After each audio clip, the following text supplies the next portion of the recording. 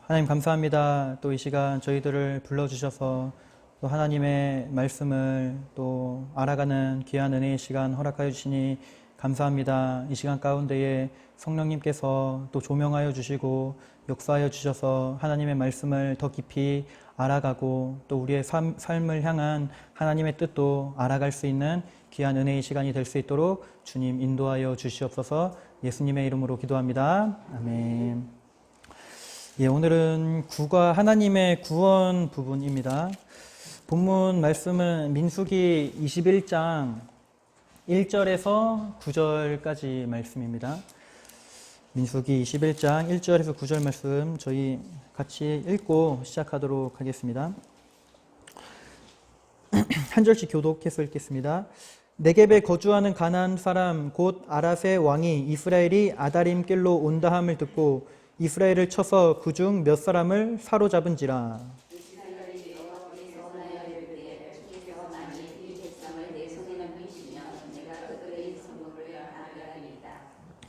여호와께서 이스라엘의 목소리를 들으시고 가나안 사람을 그들의 손에 넘기심에 그들과 그들의 성읍을 다 멸하니라. 그러므로 그곳 이름을 호르마라 하였더라.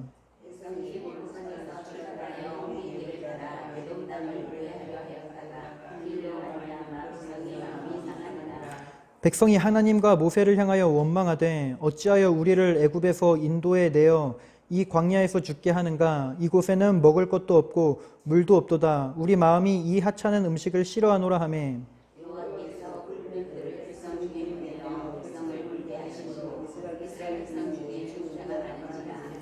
백성이 모세에게 이르러 말하되 우리가 여호와와 당신을 향하여 원망함으로 범죄하였사오니 여호와께 기도하여 이 뱀들을 우리에게서 떠나게 하소서. 모세가 백성을 위하여 기도하매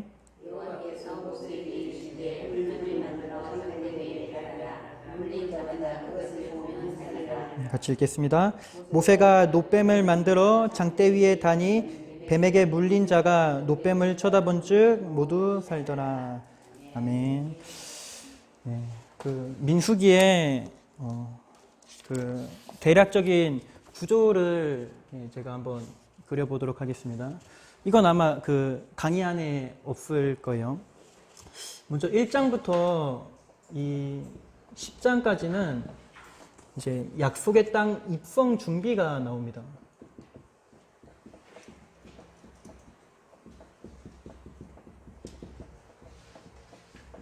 예, 입성 준비하고 그리고 11장부터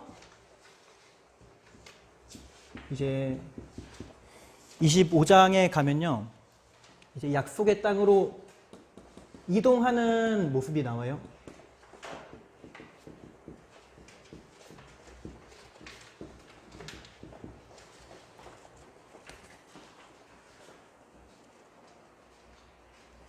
여기서 펼쳐지는 이야기들이 대부분 광야에서 일어난 이야기들이죠.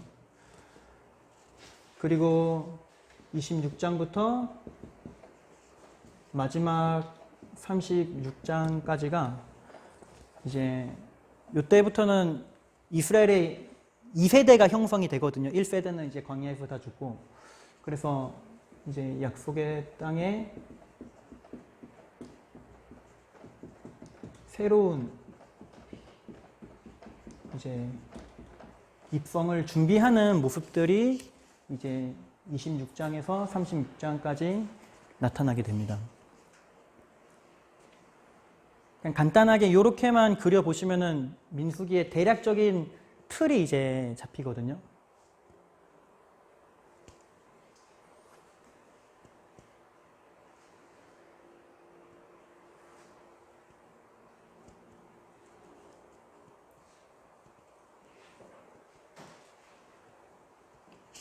예, 그래서 1장부터 10장까지는 이제 장소가 시내산에서 일어난 이야기들이 나타나고요. 그리고 11장에서 25장은 제가 아까 말씀드린 대로 광야에서 이야기가 나타납니다. 그리고 마지막 26장에서 36장은 모압 평지가 배경이 돼서 그 스토리가 이제 전개가 되는 것이고요. 이때 이제 나타나는 게, 이때는 이스라엘 백성들이 순종하는 모습들이 나타나거든요. 근데 이때 광야에서는 불순종의 모습이 나타납니다.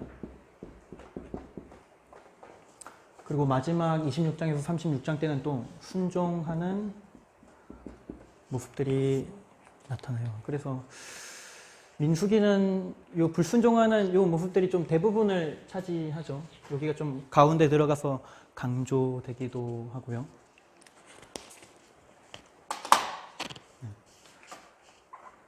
그래서 간략하게 민수기의 대략적인 틀을 좀 이렇게 잡으시면은 민수기를 이해하는데 조금 도움이 될 것 같습니다.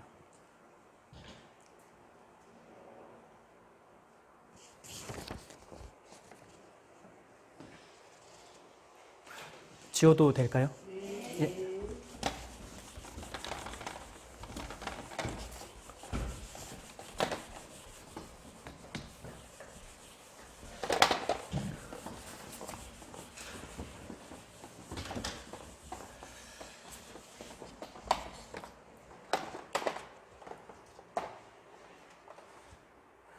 지난번에 이제 제가 구약은 신약의 모형으로 많이 볼 수 있다, 모형으로 풀 수 있다라고 말씀을 드렸는데, 제가 한 번 더 복습을 한번 해보면요. 애굽에서 이스라엘 백성들이 바로의 종이 되었다고 하죠.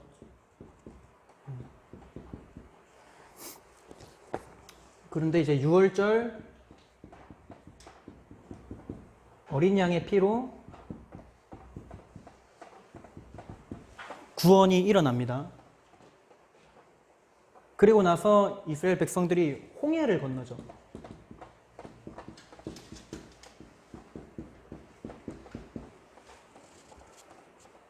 그리고 어디로 가냐면 이제 광야로 가게 됩니다. 그리고 나서 최종 목적지가 그들의 이제 가나안 땅이라고 했죠. 구약에서 이렇게 나타나는 모습들은 이제 신약의 모형으로 볼 수 있는데, 이거는 제가 지난번에 이제 우리가 죄의 종으로 애굽에서 종살이하던 그런 모습들을 예표하는 모습이고요. 6월절 어린 양의 피는 예수 그리스도의 십자가 보혈로 우리가 그 애굽의 종살이에서, 죄의 종에서 자유케 되고 구원받은 사건을 나타냅니다. 그리고 홍해를 걷는 거는, 이게 고린도 전서에 가면은 이게 우리가 세례를 받았다라고 표현을 하거든요. 고린도 전서 10장인가요? 가면은 홍해를 걷는 것을 세례를 받은 걸로 말을 하고 있어요, 바울이. 그리고 광야에서 이제 나타나는 것은 우리가 살고 있는 이 세상이라고 했죠. 우리가 지금 이 구약의 흐름들을 봤을 때 위치에 있는 부분이 뭐냐면은 여기라고 볼 수 있죠. 그리고 마지막 이 가나안은 하나님의 나라, 천국을 예표한다라고 했습니다. 근데 이제 여기서 우리가 이제 민수기를 보고 있잖아요. 그래서 우리가 좀 주목해야 될 부분이 결국에는 여기입니다. 이 광야 부분인데, 광야는 어떤 곳이냐면은 하나님 은혜 아니면 살아갈 수 없는 곳이 광야거든요. 이 세상도 마찬가지라는 거죠.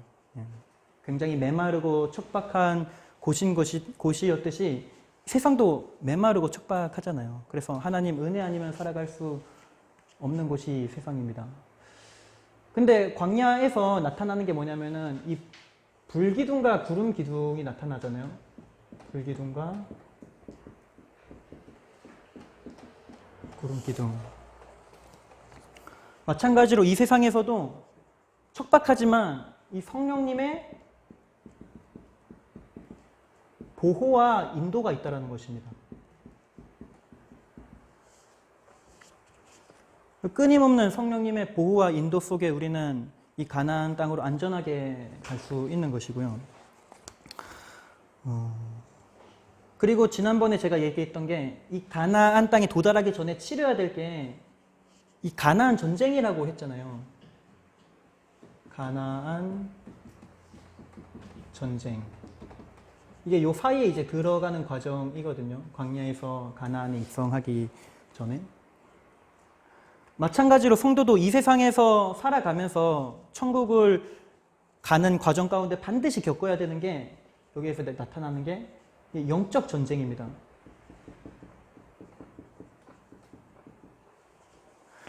그래서 저는 이 이스라엘 백성들이 가나안 땅에 도달하기 위해서 치렀던 그 가나안 전쟁을 이 세상에서 성도들이 저 영원한 하나님 나라에 가는 데 있어서 치러야 할 영적 전쟁으로 이렇게 풀 수 있다라고 바라보거든요. 근데 가나안 전쟁에서 승리하여 가나안에 입성할 수 있었던 그 키가 뭐냐면은 파란색으로 이렇게 중요하니까 파란색으로 찍겠습니다. 이 믿음과 순종이었거든요.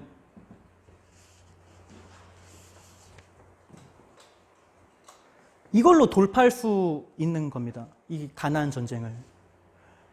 이 마찬가지로 우리가 이 세상에서 치러야 할 영적 전쟁의 핵심 키도 뭐에 있냐면은 이 믿음과 순종에 있다라는 것이에요.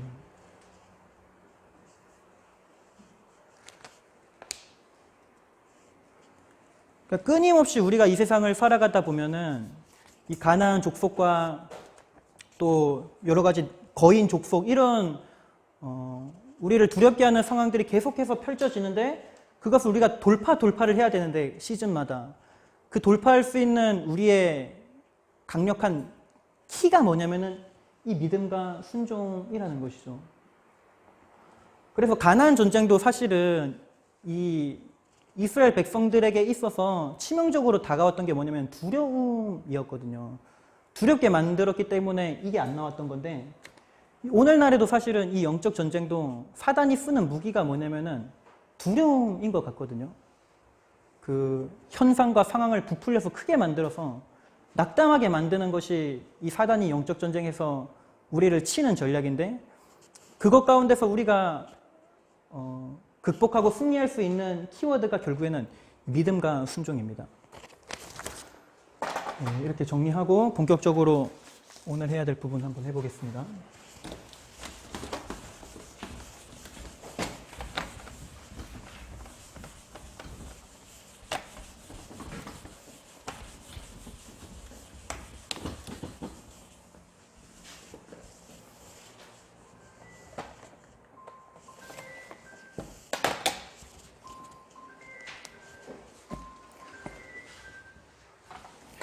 예, 민수기는 그 히브리어로 여기 제가 오타가 났는데 뱀이 드바르입니다. 제가 준 교환에 보면은 히브리어로 이제 민수기는 뱀이 드바르인데 이 뱀이 드바르는 어떤 뜻이냐면은 이게 광야에서 이런 뜻이에요. 히브리서에서 광야에서. 그러니까 민수기가 원래 지어졌을 때의 뜻은 원뜻은 광야에서라는 뜻을 갖고 있습니다. 근데 이게 이제 헬라어로 번역이 되면서 70인역으로 이제 번역이 되면서 일반 사람들이 좀 알기 쉽게 이름을 지으려고 민수기로 바뀐 거예요. 민수기는 이제 숫자 세는 이야기들이죠. 근데 본래의 뜻은 이 광야에서라는 의미입니다. 이 민수기의 주요 배경은 시내산, 가데스 바네아, 모압 평지이고요. 우리는 이 민수기를 통해서 광야 삶을 통하여 구원받은 백성이 어떻게 살아가야 하는지를 배울 수가 있는 것입니다. 그래서 가나안으로 들어가는 열쇠는 뭘까요? 순종입니다. 순종. 이 순종은 그럼 이런 질문이 나올 수 있죠. 우리가 구원받는 거든 영원한 하나님 나라에 들어가는 거는 믿음으로 가는 건데 그러면 믿음이 아니라 순종이냐 이런 질문들이 나올 수 있는데 이 순종은 믿음이랑 분리될 수가 없는 부분이에요. 그러니까 구원 얻는 믿음은 반드시 순종을 일으킵니다. 그러니까 믿음과 순종 자체를 분리하려고 하는 게 잘못된 것입니다. 믿는다고 하면서 순종의 열매가 아예 나타나지 않는 경우는요, 그거는 믿음이 있으면서 순종이 없는 게 아니라 애초에 믿음이 없다고 봐야 돼요. 그래서 우리가 가나안으로 들어가는 핵심 열쇠는 순종이고, 또 한 가지를 꼽으라고 하면은 저는 신뢰라고 말하고 싶습니다. 예. 특별히 하나님의 말씀을 향한 신뢰, 말씀을 향한 신뢰로 이렇게 적어볼게요.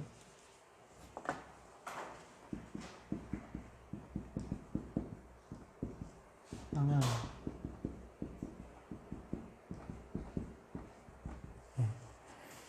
이 가나안에 들어가기까지 우리가 결코 잊어버려서는 안 되는 핵심 키입니다.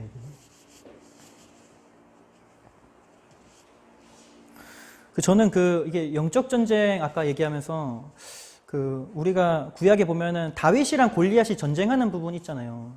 저는 그것도 이 영적 전쟁을 잘 보여주는 본문인 것 같은데, 결국에는 이스라엘 백성들에게 문제가 되었던 것은 골리앗인 것 같았지만, 실제적으로 그들에게 문제가 되었던 것은 하나님을 향한 신뢰가 없었던 게 문제였던 것이죠. 왜냐하면은 두려움에 사로잡혀서.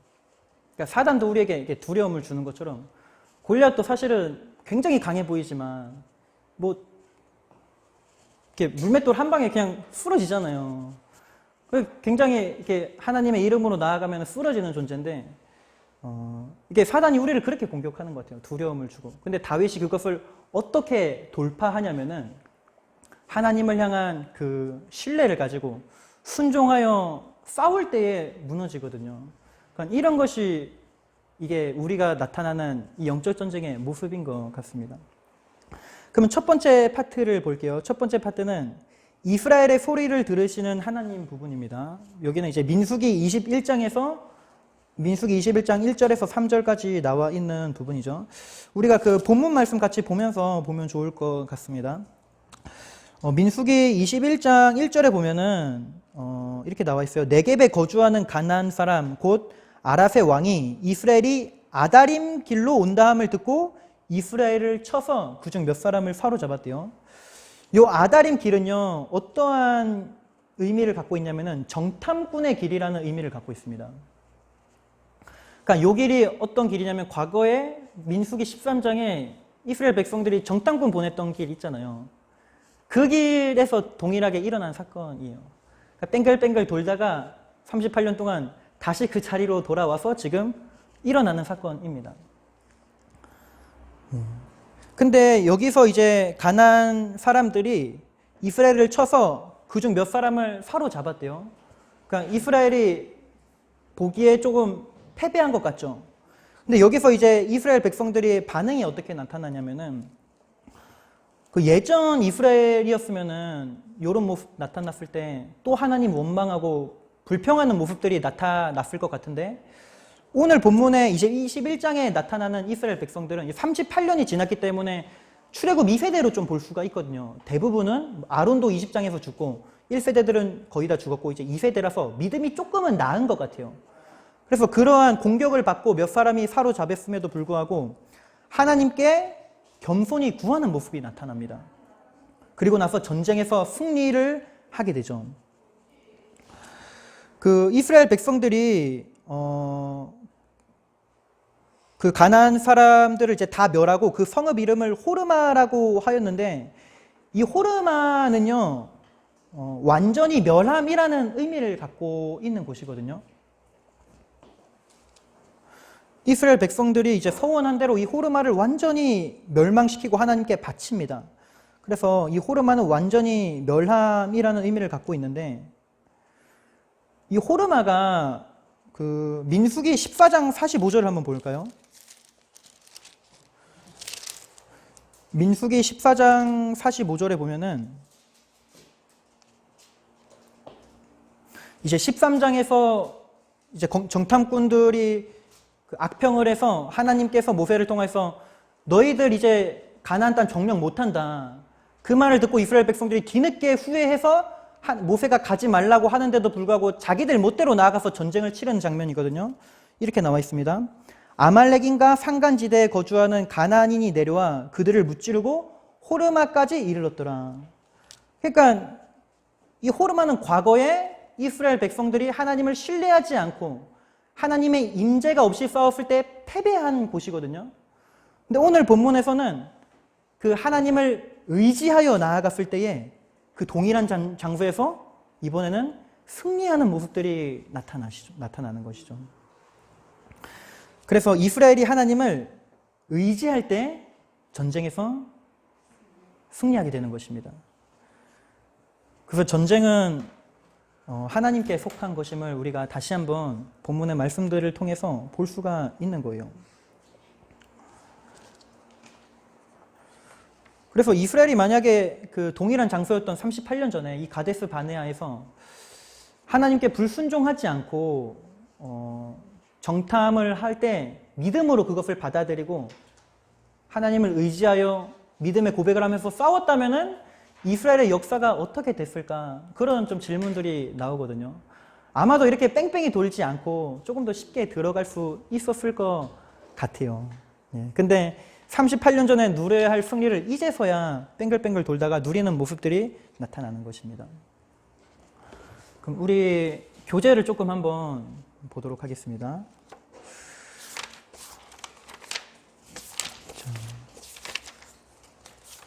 구가 이스라엘의 소리를 들으시는 하나님 파트 부분만 제가 한번 읽어보도록 하겠습니다. 이스라엘 백성은 가나안을 향하여 전진하고 있습니다. 그런데 도중에 가나안 사람 아랏의 왕이 아다림 길로 오는 이스라엘 사람 몇 명을 포로로 잡았습니다. 이 일이 있게 되자 전진하던 이스라엘 백성은 하나님께 서원 기도를 하였습니다. 주께서 만일 이 백성을 내 손에 넘기시면 내가 그들의 성읍을 다 멸하리이다. 하나님은 이스라엘 백성의 기도에 응답해 주셨고 이스라엘 백성은 기도할 뿐만 아니라 하나님께서 가나안 사람들을 그들의 손에 붙여주신 기회를 놓치지 않고 싸워 마침내 승리를 얻게 되었습니다. 그리고 그들은 본래 스밧이던 그 성읍의 이름을 호르마라고 지었습니다. 유다가 그의 형제 시므온과 함께 가서 스밧에 거주하는 가나안 족속을 쳐서 그것을 진멸하였으므로 그 성읍의 이름을 호르마라 하니라. 이와 같이 하나님은 개인의 기도뿐만 아니라 백성의 기도에도 응답해 주십니다. 그렇기 때문에 자기 백성의 부르짖는 소리를 들으십니다. 우리는 하나님을 볼 수 없지만 귀를 지으신 자가 듣지 아니하시랴, 눈을 만드신 이가 보지 아니하시랴라는 믿음을 가지고 기도해야 합니다. 두 번째 파트 보도록 하겠습니다. 불뱀을 보내어 백성을 물게 하신 하나님. 이제 이것은 이스라엘의 반역과 심판이 나타나는 장면이고 이제 민수기 21장 4절에서 6절까지의 모습들이 나타났습니다. 이제 그 전쟁을 승리한 이후에 이스라엘 백성들이 이제 가나안 땅을 가는데 오늘 본문에 보니까 4절에 에돔 땅을 우회하려 하였다가 길로 말미암아 백성의 마음이 상하니라라고 나와 있거든요.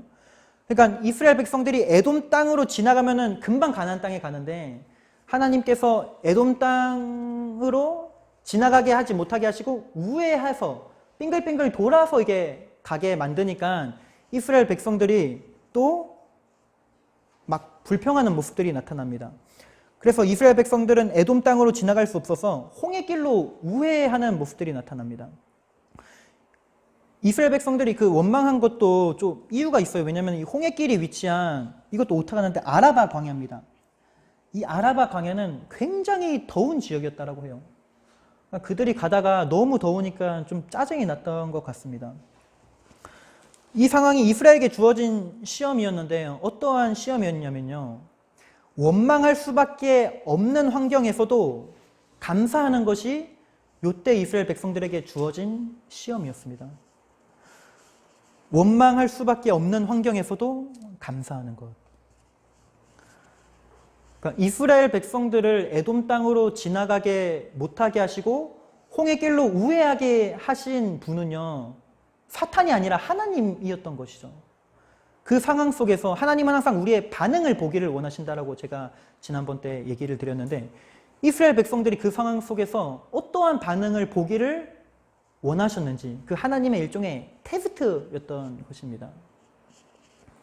근데 대부분이 이 시험에서 이제 다 실패합니다. 많은 사람들이 이 시험에서 실패합니다. 그래서 불평할 수밖에 없는 환경에서 보여줄 수 있는 최고의 믿음은요. 이게 찬양의 가사로도 있는데 그리 아니하실지라도입니다. 우리에게 필요한 믿음이 그리 아니하실지라도 하나님께서 우리가 생각한, 우리가 원하는 길로 인도하시지 않는다고 할지라도 하나님을 신뢰하는 반응을 나타내는 것을 하나님은 굉장히 기뻐하시고, 이 그리 아니하실지라도의 믿음으로 하나님의 테스트를 우리는 잘 통과하고 그 뒤에 있을 하나님의 축복을 누릴 수 있게 되는 것입니다. 근데 아쉽게도 이스라엘 백성들이 이 출애굽 2세대들이라서 조금 나아졌지만 이 인간의 죄성은 이제 쉽게 바뀌지가 않죠. 또다시 원망과 불평하는 모습들이 본문에서 나타나고요. 이것을 통해서 우리는 인간의 죄의 습성은 굉장히 끈질기다라는 것들을 알 수가 있습니다. 이스라엘 백성들이 계속해서 광야를 걸어갈 때 이 애굽을 계속해서 그리워해요. 뭐만 하면은 애굽이 좋았을 것을, 왜 애굽에서 우리를 인도해냈냐. 근데 이게 뭐냐면은 애굽의 그 종살이 하던 시절을 그리워하는 건데, 오늘날로 하면 이게 다시 우리가 죄의 종으로 돌아가고 싶어하는 그 죄의 습성은 남아있다라는 것입니다. 이 세상에 살아갈 동안에. 근데 하나님께서 이거를 기뻐하시지 않는 것이죠. 이제 이스라엘 백성들이 비판의 강도가 더 커집니다. 왜냐면은 지금까지 광야에서 이스라엘 백성들이 원망하고 불평한 대상은 아론과 모세였거든요. 근데 오늘 본문에서는 5절에서 어떻게 말하고 있냐면은 백성이 하나님과 모세를 향하여 원망하되, 하나님이 들어가 있습니다. 그러니까 구체적으로 이때는 이제 하나님을 원망하는 모습까지도 이스라엘 백성들이 나타나는 거예요. 이스라엘 백성이요, 이때 뭐라고 말을 하냐면요, 이 만나를 하찮은 음식이라고 표현을 하거든요. 예, 5절에 나와 있죠. 우리 마음이 이 하찮은 음식을 싫어하노라. 근데 이 만나가 예표하는 게 뭐냐면요, 이 만나는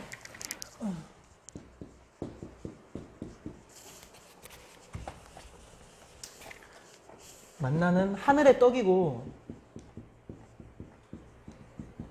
이게 예수님을 예표하는 거거든요. 예수님이 시장에 가면은 자기를 이제 만나에 이렇게 말씀을 하시는 장면이 나오는데, 이 예수님의 모형인 것입니다. 그러니까 만나를 비하하는 것은 결국엔 이스라엘 백성들이 하나님의 은혜를 멸시하고 우습게 여기는 모습이 나타나는 것으로 볼 수가 있는 것입니다. 그래서 우리가 이것을 보면요, 이스라엘 백성들은 호르마에서 짜릿한 승리를 맛봤습니다.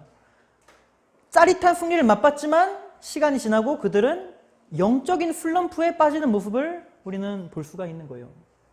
예. 그래서 그 밑줄에 영적인 슬럼프 이렇게 적으면 되겠죠.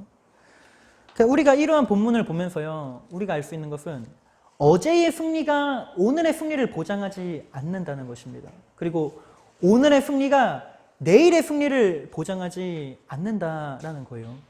오늘은 우리가 싸워서 이겼지만, 위대한 하나님의 살아계심과 은혜를 경험했지만, 내일은 형편없이 쓰러질 수도 있다는 것이 이 우리라는 것입니다. 그것을 우리는 이 이스라엘 백성들의 모습을 통해서 알게 되는 거예요. 엘리야도 그 막 위대한 바알 선지자와 그 아세라 선지자 850대 1로 막 갈멜산에서 전투 치러서 승리하고도 그 다음 날에 그 누구죠? 누가 죽인다고 했죠? 갑자기 기억이 안 나네. 이세벨이 내가 반드시 너 죽일 거야. 그거 한마디에 바로 영적인 슬럼프 당하잖아요. 그러니까 우리는 그렇기 때문에 날마다 하나님의 은혜로 살아가야 되는 것입니다. 그 이스라엘 백성들의 모습을 보면요, 우리가 이것을 알 수 있어요. 불만을 토로하는 것도 습관입니다. 그래서 우리가 주변에서 보면요, 항상 불만을 터뜨리는 사람이 불만을 터뜨려요. 똑같은 상황이 와도 상황에 의해서 불만을 터뜨리는 것이 아니라, 불만을 터뜨리는 사람은 어떤 상황이 와도 불만을 터뜨립니다. 그런데 불만을 터뜨리지 않는 사람은 어떠한 상황에서도 입술을 이게 지킵니다. 왜냐하면 그게 습관이기 때문이에요. 그래서 불만이라는 것은 마치 그런 것과 같습니다. 한번 시작하면요, 이 수도꼭지 탁 틀면은 물이 촥 나가듯이 불만은 그런 습성이 있거든요. 한번 하기 시작하면은 이스라엘 백성들과처럼 습관이 돼서 이게 계속 나오기 시작해요.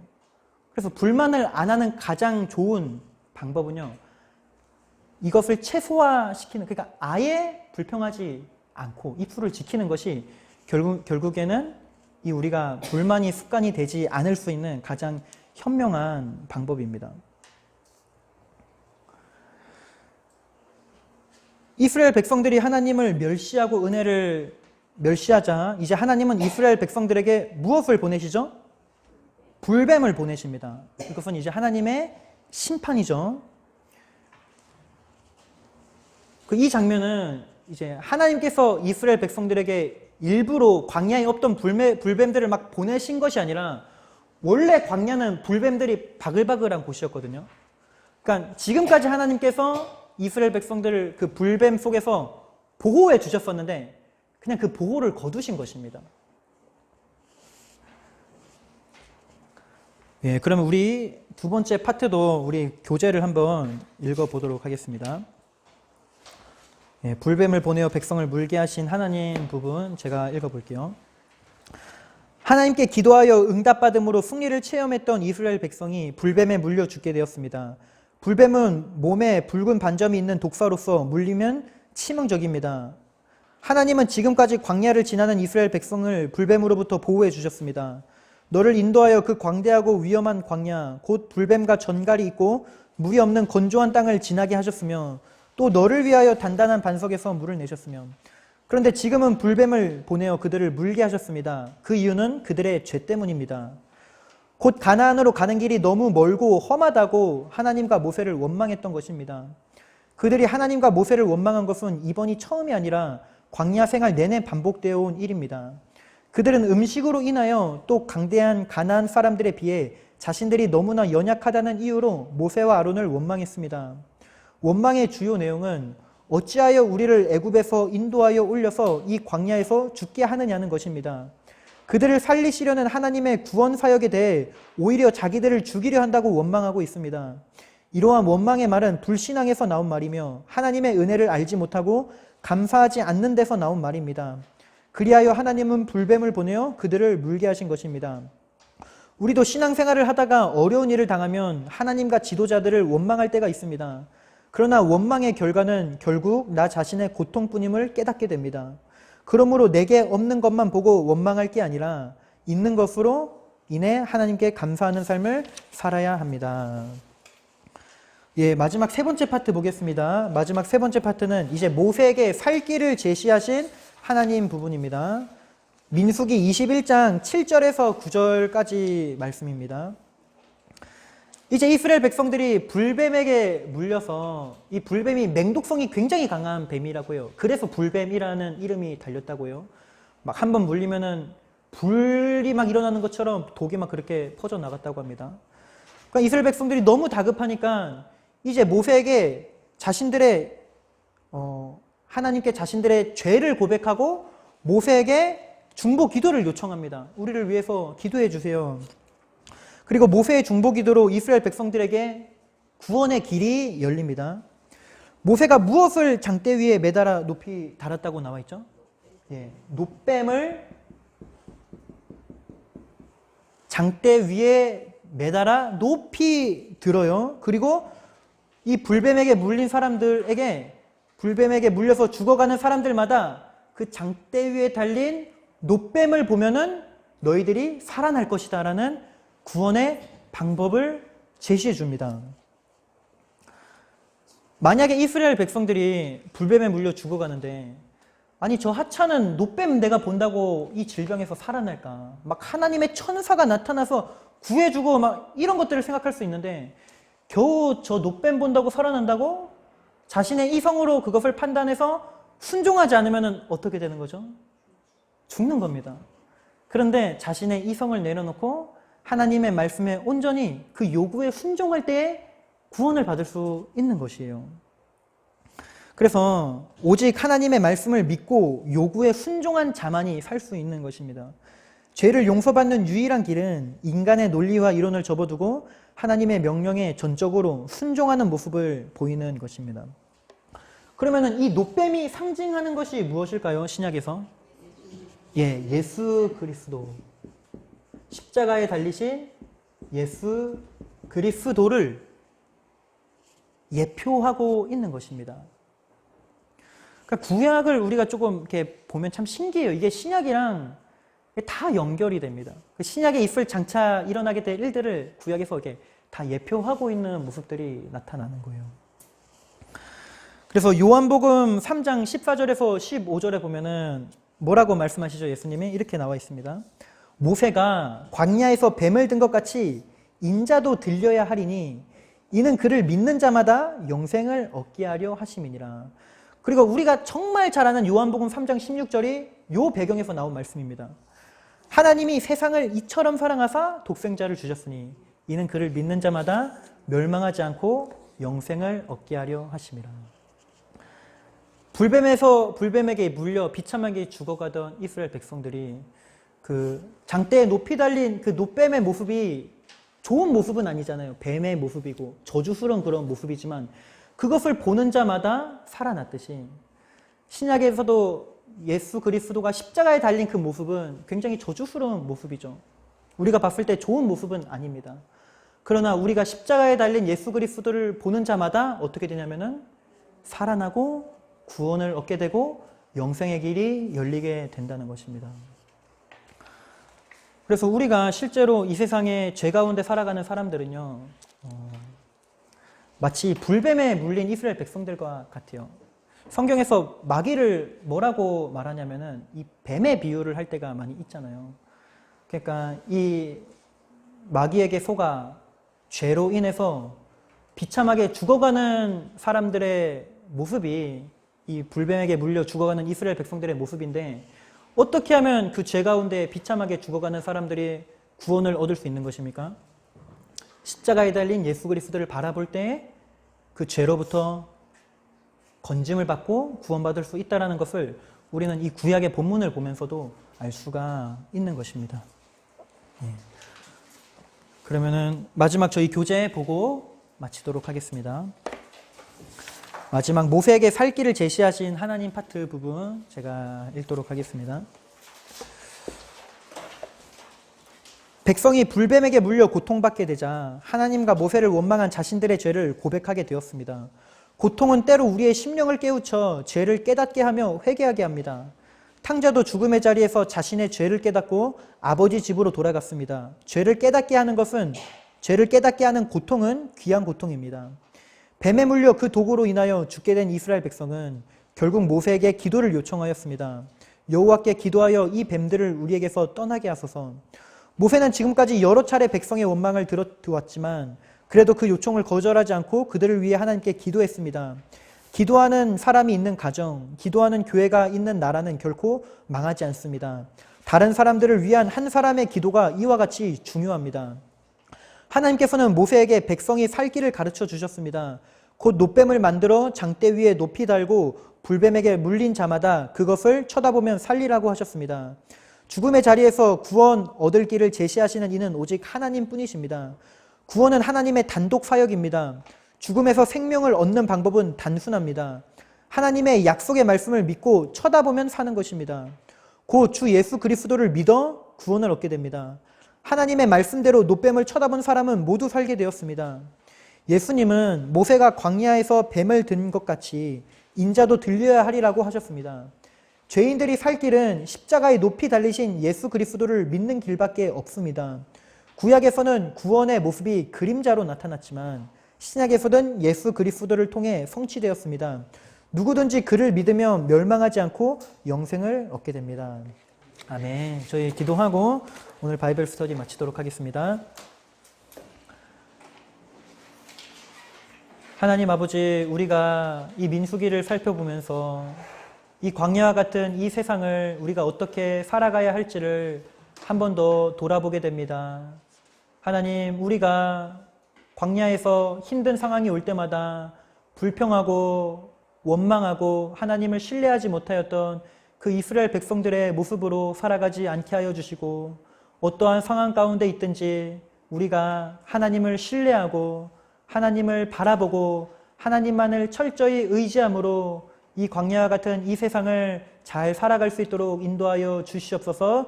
예수 그리스도의 이름으로 기도합니다. 아멘.